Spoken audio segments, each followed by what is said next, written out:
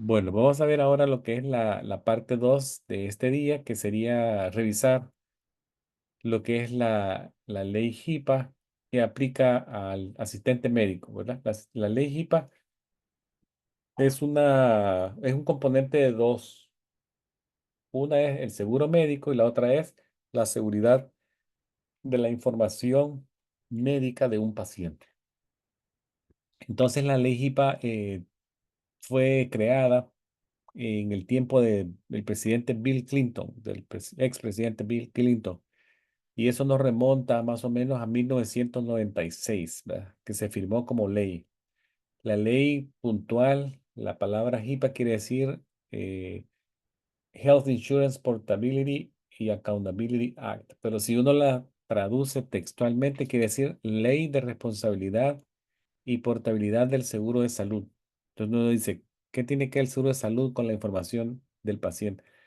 Y es porque la ley tiene dos componentes. Uno es del seguro de salud y el otro es responsabilidad de la información del paciente. Entonces, ahí donde se habla mucho de lo que es quién es responsable de qué y qué se hace con la información de un paciente. Entonces, la ley de privacidad requiere que todas las entidades que proveen atención a un paciente le hagan saber al paciente cómo se va a hacer la práctica de privacidad y los derechos del paciente. Básicamente es por ahí va la cosa. Y tiene que ver mucho con la confidencialidad de la información. Recordemos que es un principio ético de todo profesional de la salud observar la confidencialidad de la información de salud de alguien. Entonces, puede ser que uno no le dé mucha importancia, pero acuérdense que el diagnóstico de alguien es personal y en algunos casos algunas personas se pueden sentir como eh, muy molestas si un diagnóstico, por muy sencillo que sea, sale a la luz, ¿verdad? O un tratamiento que esté recibiendo o que recibió en el pasado salga a la luz pública. Tiene que ser muy discreto todo eso. Entonces la información que se obtiene en el cuidado de la salud de alguien, que se obtenga a través de esa relación médico-paciente o proveedor de salud y paciente, no se debe revelar sin la autorización del paciente, al menos, y ahí viene la excepción, que la ley así lo requiera. Y vamos a decir por qué situaciones la ley podría requerirlo. Entonces ahí decimos cualquier cosa que se diga, cualquier cosa que se vea, cualquier cosa que se escuche o cualquier cosa que se le haga a un paciente es confidencial, ¿verdad? Entonces, aunque yo esté en una clínica no haciéndolo yo, pero si estoy adentro de un consultorio y a alguien le hacen una Papa Nicolau, yo vi, y después se habló de un diagnóstico, todo eso, esa información, aunque no me compete a mí directamente, por estar en esa situación, yo como presente ahí en esa habitación, la HIPAA me cubre, ¿verdad? Entonces ya me dice que no debo de compartir nada de lo que ahí pasó. Entonces, casi siempre cuando un asistente médico va a empezar a trabajar, se le da una como orientación sobre la JIPA, sobre la OSHA, y es importante ponerle mucha atención a esto, ¿verdad? A la ley de responsabilidad y portabilidad del seguro de salud, JIPA, ya que es una ley, al igual que la OSHA, que está en los 50 estados y en los territorios americanos, ¿verdad? Puerto Rico y las Vírgenes, Guam, por ahí. Entonces, ¿qué entidades cubren la JIPA? A los proveedores médicos, y de ahí todo el personal para abajo, ¿verdad? Que viene enfermera, nurse practitioner, physician assistant, LPN, midwife, eh, asistentes médicos, physical therapists, todos los que trabajamos con salud. Los planes de seguro también tienen que cumplir la HIPAA y también lo que se conoce los clearinghouse healthcare. Estos son establecimientos que son mantenidos por los bancos que hacen reclamos de mutuos de atenciones de salud y tienen cuentas también con los bancos, ¿verdad? También ellos están sujetos a los requisitos de la JIPA y pueden en algún momento, si no lo cumplen, ser multados y son multas muchas veces bien altas, bien onerosas.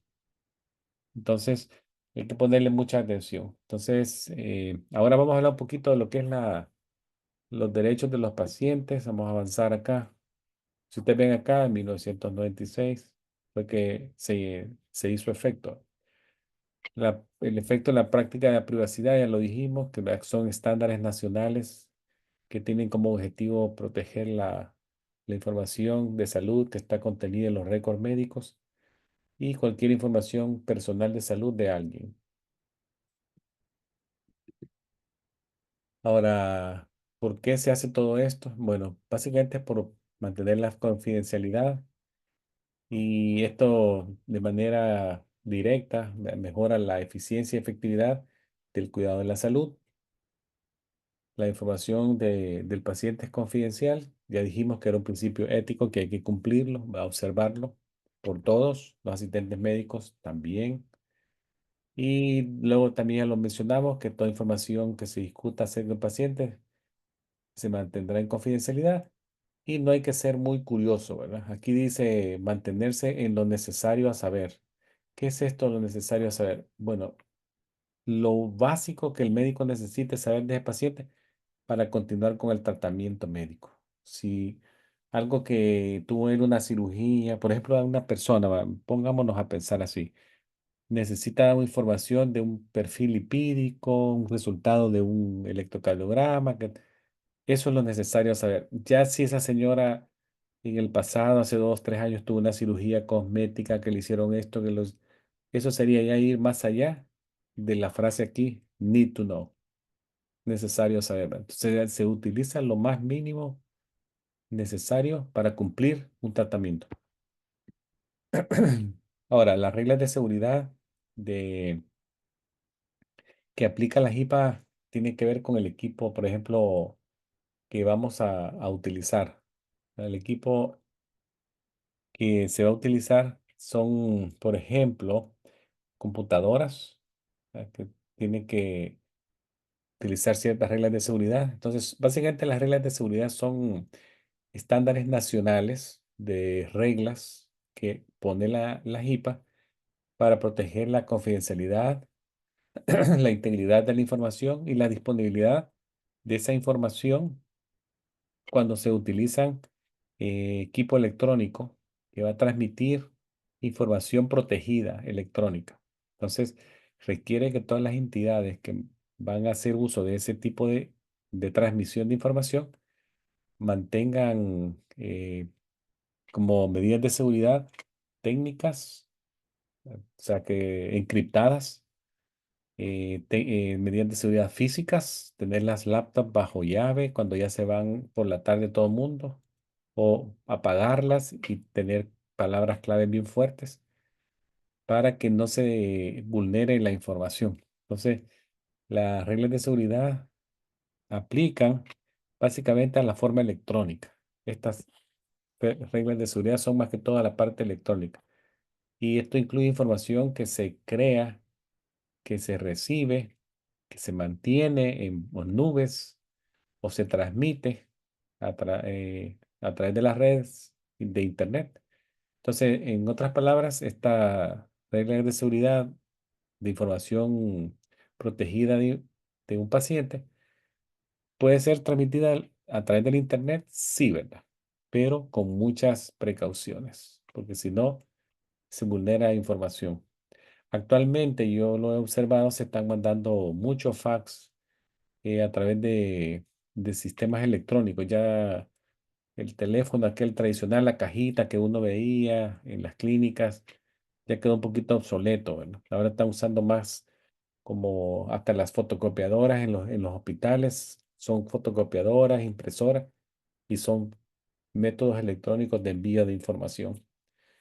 Entonces lo hacen a través de la vía electrónica y todo va encriptado de principio a fin.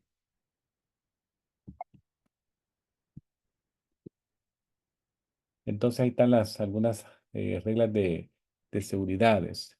¿Qué otras reglas? Aquí ven ustedes esta mano con una lupa. Básicamente está haciendo ver de las passwords, ¿verdad? De las palabras claves. Toda computadora debe tener una palabra clave que sea fuerte, que proteja al equipo, a lo que se está haciendo, ¿verdad? Que asegure que todo lo que se va a guardar ahí quede bien cerrado y que no sea fácil. Entonces, esa es la password, la fuerte. También acá está este dibujito que pone la, el monitor viendo hacia afuera, es porque quieren que cosas así no sucedan, ¿verdad? Porque pantallas no tienen que quedar expuestas a terceras personas que puedan pasar por aquí caminando y que no tengan nada que ver con esta información. Muchas computadoras ahora, los monitores tienen una como que fuera un plástico que se le puede poner, que lo ocupaban, empezaron a ocuparlo mucho en los bancos, las cajeras.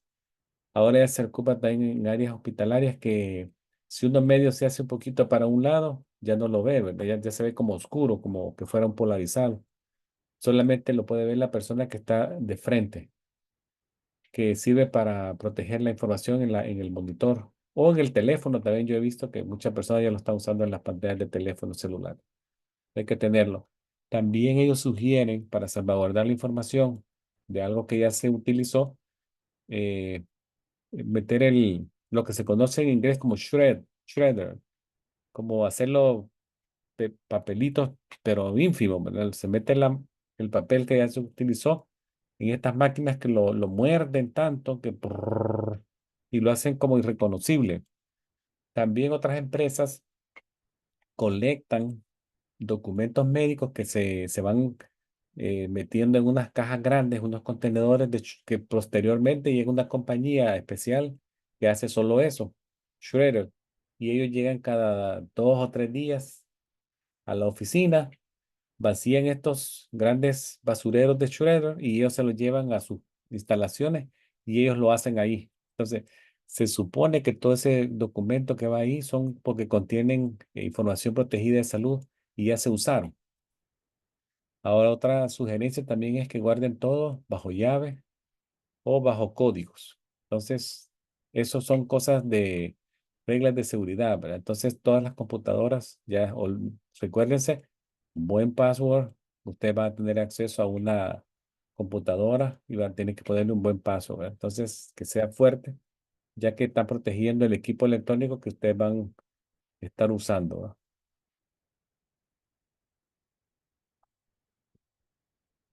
Ahora, ¿qué hacer en caso de que se expuso alguna información? Porque puede pasar también. Entonces, si eso sucede, lo importante es que el escenario eh, se platique internamente primero, ¿verdad? Y es lo que peor le puede pasar a alguien en respecto a lo de HIPAA, ¿verdad? ¿Qué puede ser? Pónganse que alguien iba a enviar un fax a una clínica y se equivocó en un número o 2 números y se le terminó cayendo en un almacén. Todas las páginas que llevan al frente estas transmisiones tienen esa excepción ahí. Ellos siempre al fondo ponen, en caso que usted no era el destinatario de este documento, por favor, eh, avise inmediatamente al que lo envió para que esa persona quede ya sabedor de que hubo un error en el envío y que lo destruya inmediatamente y que no lo comparta con nadie. Son como avisos. Obviamente ya pasó, ¿ver? Lo que se conoce como breach, como una violación a la seguridad, pero también las personas, si algo sucede, tienen que estar sabedoras qué pasó, ¿verdad? Cuando se hizo una liberación de una información sin querer, que estaba bajo la regla de privacidad, se considera una breach en inglés y se debe de mencionar a la persona afectada, notificársele un tiempo razonable, sin tardanza, por lo menos en los siguientes de 30 a 60 días después de que pasó. Esa es la ley estatal, así lo dice, ¿verdad? Que se dio cuenta alguien, pues porque puede ser que alguien no se dé cuenta que se violentó una información. Ya el día 1 donde se descubrió la información se pudo haber violentado, no solo en el envío, sino que alguien se metió a ver algo que no debía Entonces sí, se tiene que hacerle razonable aviso a la persona que se violentó esa información, ¿verdad? Aquí también en la HIPAA también habla de los derechos de los pacientes, porque además de obligación con el paciente de guardar la seguridad, también hay otro atestado ahí de protegerle sus derechos. Entonces, los derechos de los pacientes son definidos por el Estado o por la institución. Entonces, acá el asistente médico debe de conocer los derechos de los pacientes y protegérselos lo más posible, ¿verdad? Entonces, todo paciente tiene un derecho consistente con la ley. Por ejemplo, veamos acá algunos derechos. Acá están sus derechos y casi todos estos derechos son como unos brochures que se ponen en las áreas de espera, en las paredes, para que la gente los lea, o se le entregan en forma impresa al paciente la primera vez que llega, ¿verdad? Cuando llega nuevo, se le da una copia. Pero acá está entre algunos, dice, tiene derecho a revisar su expediente, pues, solicitar una copia si así lo quiere. Tiene derecho a restringir información de su expediente, quienes pueden verlo en caso de una emergencia y que pueden ver de ese expediente. También tiene derecho a recibir eh, correcciones si él encuentra un error en la, en el contenido de un expediente y él puede sugerir que se hagan enmiendas si ofreció la certeza de que esa información no es así, ¿verdad?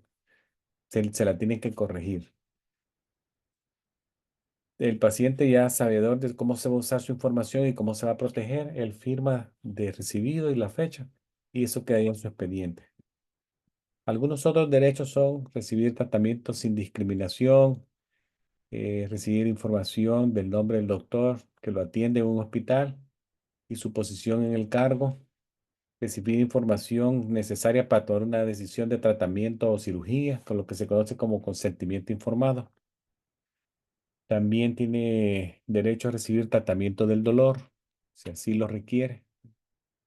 También tiene derecho a recibir privacidad cuando esté internado en un hospital. Él puede decir, mantenga mi información de hospitalización protegida, no dé información si alguien habla preguntando, ¿está ingresado acá el señor José Castro?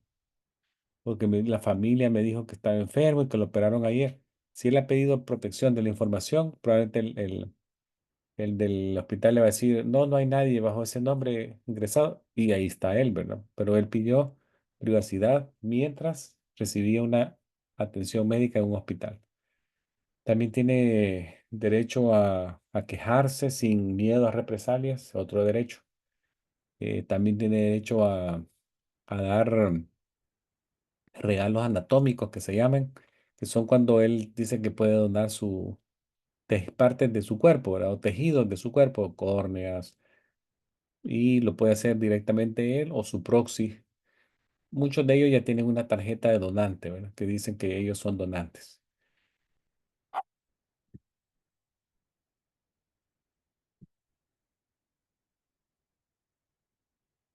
Ahora bien, ahora sobre este Living Will que dice aquí, se lo puse yo en rojito acá, Living Will. Acá está. Un paciente también, a través de un documento, puede expresar su derecho o su deseo como paciente, que en caso de una enfermedad terminal o un accidente después del cual él ya no pueda expresar su deseo como tal, eh, decir que quiere, ¿verdad? Lo que se conoce como un deseo de vida. Él está todavía en la capacidad de hacerlo y lo deja expreso en un documento legal. También puede decir si una persona o un proxy podría tomar una decisión en cuanto a su manejo de salud, de la parte médica, o decidir por él una cirugía en caso de que él ya no esté en la condición de tomar esa decisión. Lo que se conoce un proxy o un poder de abogado, a power of attorney. Todo eso lo puede hacer él en vida cuando tiene una situación clara. Aquí dice más o menos, se puede leer si usted ve aquí, que dice que si él cae enfermo terminal o cae inconsciente permanente, alguien que tuvo un stroke y ya no regresó a la conciencia, Entonces él ya no puede tomar decisiones o participar en la toma de decisión. Entonces él declara bajo decisión de su mente clara y todo eso. Otorga derecho legal de autorización, de negación, de tratamiento. Y él dice a quién, ¿verdad? Entonces firma ahí y todo eso. Ya queda escrito quién puede tomar decisión en su nombre. Ahora, veamos este acá que dice eh, lo que la preparación del paciente y los encuentros. Los asistentes médicos van a tener la capacidad de iniciar lo que yo les dije, el intake, y eso también tiene que ver con la obtención de consentimientos. Entonces, recuérdense que el documento médico es legal, y el consentimiento médico tiene tres tipos. Entonces, usted va a tener que ser los responsables de obtener el consentimiento, no solo de clasificar los pacientes como en el triage, de obtener su historia médica, como lo dijimos la otra vez, de clasificar síntomas, signos, todo eso, pero obtener el consentimiento. Entonces, obtener el consentimiento de un paciente hay que hacerlo apropiadamente y saber cuáles son, ¿verdad? Son tres. Tenemos, por ejemplo, el número uno, que es el consentimiento implícito, que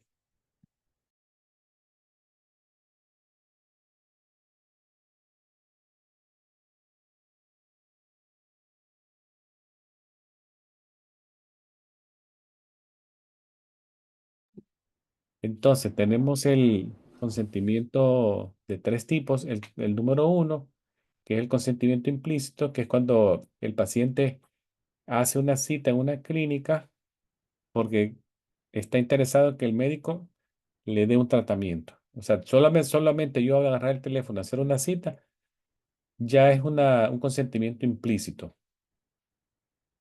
Ahora, número dos, el consentimiento expreso es cuando se hace una aprobación verbal o hablada de un consentimiento por parte de un paciente. Yo le digo, señor, ¿le puedo tomar sus signos vitales?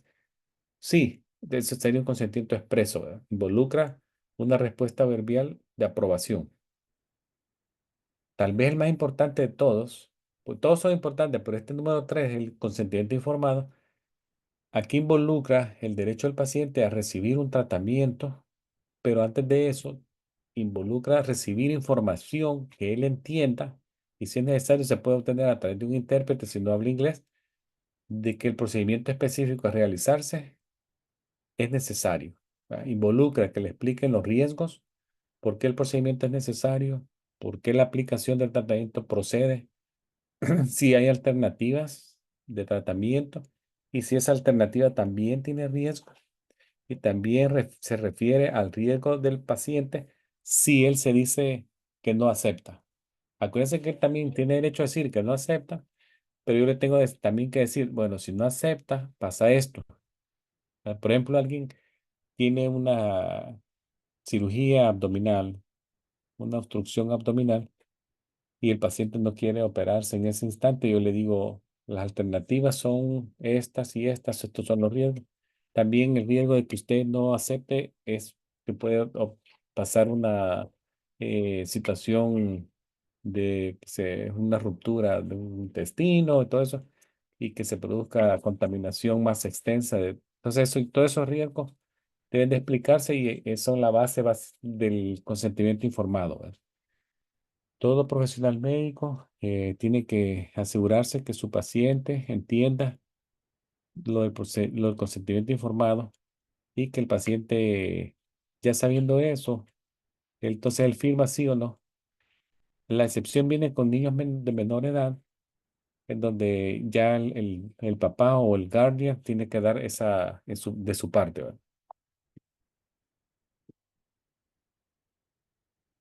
Acá nuevamente les menciono la información protegida de salud, que se llama PHI. Básicamente esta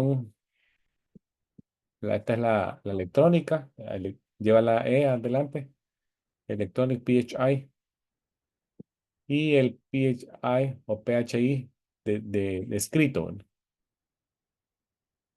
Veamos cuáles son. Son bastantes. Creo que no están ahí, pero se los voy a mencionar porque son una lista Y ustedes cuando lo escuchan van a decir, oh, entonces sí puede ser que tenga sentido. ¿Cuáles son? Por ejemplo, del PHI, protección que identifique a alguien. Su nombre completo, su dirección de casa, su número de teléfono, su número de fax si tiene una empresa, su correo electrónico, puede ser un PHI, su número de seguro social, su número de récord médico, algún identificador biométrico que puede incluir huellas, ¿verdad? También su voz. Ahora imagínense con la inteligencia artificial, cómo utilizan voces para... Entonces, ese es un PHI.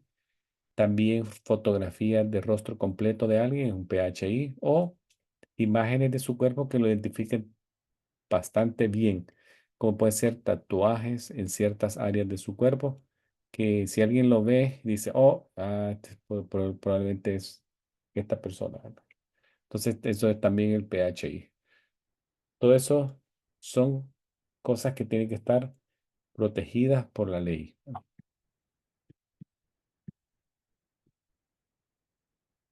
Miren cómo se maneja la información de la clínica a los hospitales, del primario al hospital, del primario al centro comunitario, del primario al especialista, del especialista al hospital, del hospital al... Y todo el mundo tiene una obligación y pone su poquito, como dice, su granito de arena en proteger la información. Ahora bien, ¿qué puede pasar si se libera y a dónde? El lugar más común de violación de confidencialidad son los elevadores, ¿verdad? Ascensores. Si ustedes ven acá, el riesgo de que alguien sobreescuche esta conversación es grande, ¿verdad? Aquí vemos dos personas que probablemente son médicos con un expediente en la mano hablando de situaciones médicas protegidas y una señorita aquí a una distancia de menos 3 pies oyendo todo. O los pasillos o corredores de los hospitales también. Siempre hay que estar siempre atento del entorno donde estamos, viendo quién pasa, quién nos puede escuchar, ¿verdad? Porque los médicos hablan de un pasillo de un paciente en una zona semi privada, es un riesgo grande, ¿verdad? Entonces, los cuidadores de salud tienen que manejar esa información en lugares privados, ¿verdad? No se puede hablar de información en las estaciones de enfermería o lugares centrales dentro de una oficina donde todo el mundo podría estar escuchando. Entonces siempre recuérdense, siempre saber dónde estamos, quién está a nuestro alrededor, qué información puede ser escuchada, cómo podemos hacer para minimizar las situaciones de que nos escuchen. Entonces, tenemos que asegurarnos que el PHI se comparte solamente con quien necesite saber y lo necesario a saber. Recuerden que les dije que era lo necesario a saber. Lo mínimo posible es mejor, ¿verdad?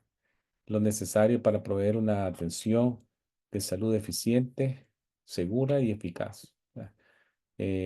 No expongamos nuestra pantalla de computadora frente a nadie. Tengamos acceso a los récords médicos en forma segura, guardemos las computadoras en áreas seguras y bajo llave, todo eso. Y es esencial que todo el mundo ponga de su parte, proteger el PHI de los pacientes y estar siempre al tanto de nuestros alrededores, ¿verdad? Entonces, esto incluye, por ejemplo, cuando coloquemos récords médicos que tengan el nombre visible, pongamos el nombre hacia abajo, cuando se pueda ver por personas que pasen cerca, ¿verdad? Entonces, así ahí el asistente médico eh, pone de su parte de esa manera, ¿verdad? También cuando llame a un paciente para el área en la recepción, siempre hay que hacerlo con su primer nombre, ¿verdad? Y cuando sea el momento, de ver al paciente solamente. Son cosas de seguridad que se pueden implementar en la clínica. Bueno, esto es lo que les traía yo de lo más general, importante de HIPAA que tienen que saber. Obviamente, cuando ustedes comiencen su entrenamiento, les van a dar un refrescamiento de lo que es HIPAA y lo que es la OSHA. No sé si tienen alguna pregunta. Muy bien, profesor. Si alguien tiene alguna pregunta, pueden hacerla o levantar.